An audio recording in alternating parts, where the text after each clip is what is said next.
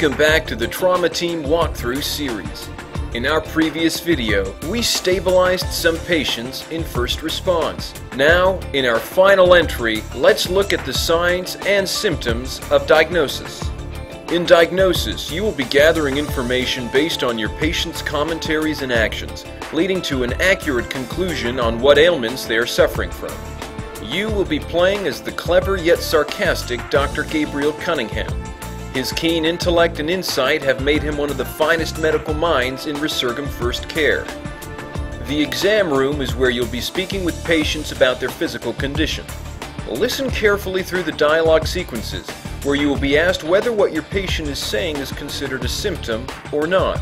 There are times where your patient won't say exactly what's wrong with them, so you'll need to read between the lines to uncover what they're trying to avoid telling you. You won't find a time limit or vitals bar in diagnosis. Instead, hearts at the top of your screen will tell you how many mistakes you'll be allowed to make before your case will be considered a failure.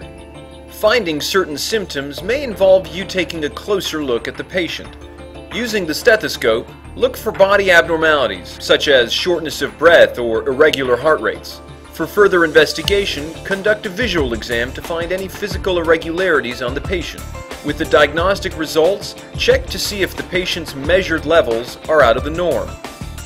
Your patient's CT scans, X-rays, and MRIs can be viewed in the image analysis lab.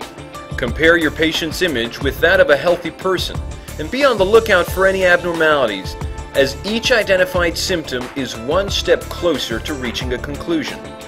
With the help of your trusty computer sidekick RONI, you will analyze the collected data and make a diagnosis in your office. RONI provides a list of diagnosis candidates that may or may not fit your patient's symptoms. If you find a matching symptom in the disease's description, the corresponding details will become highlighted and the gauge below the candidate's name will partially fill. Once you have a candidate with a completely filled gauge, you can make your final diagnosis. This concludes our look at diagnosis, the final entry in our Trauma Team video walkthrough series. Now that you've caught a glimpse of each specialty, do you think you have what it takes to make the cut? Make sure and pick up your copy of Trauma Team when it hits stores on May 18th, 2010, exclusively for Wii.